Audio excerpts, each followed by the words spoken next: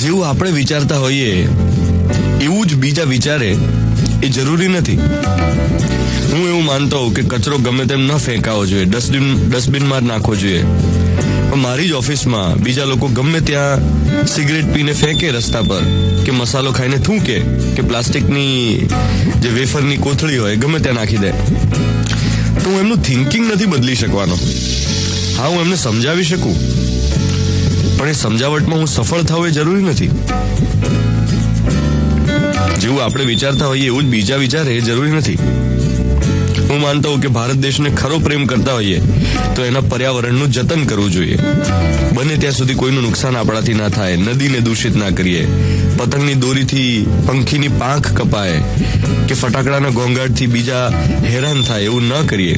આવું હું માનતો હોઉં તે છતાં તમે એવું ન માનતા હો અને તમે ધરાર 2-5 હજારના ફટાકડા દિવાળીમાં ફોડ્યા જ હોય તો હું કઈ તમને બદલી નથી શકવાનો.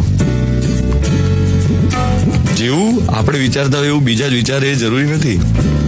માન લો કે મને આ પેલી ગ્રેન્ડ મસ્તી પ્રકારની કે મસ્તી ઝાદે કે ક્યા કૂલ હે હમ પ્રકારની ફિલ્મો જોવામાં રસ ના હોય. હું એવું માનતો હોઉં કે યાર આ તો દિમાગનું પોલ્યુશન છે. પણ તમે એવું ના માનતા હો ને તમને મજા પડતી હોય તો હું કઈ તમને ચેન્જ ના કરી શકું.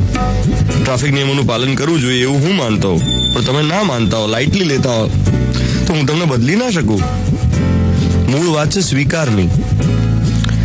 જેવું આપણે વિચારીએ એવું આખી દુનિયા વિચારે એ પોસિબલ જ નથી. અને આ એક સિમ્પલ વાત જો સ્વીકારી શકીએ તો સુખી રહેવાય.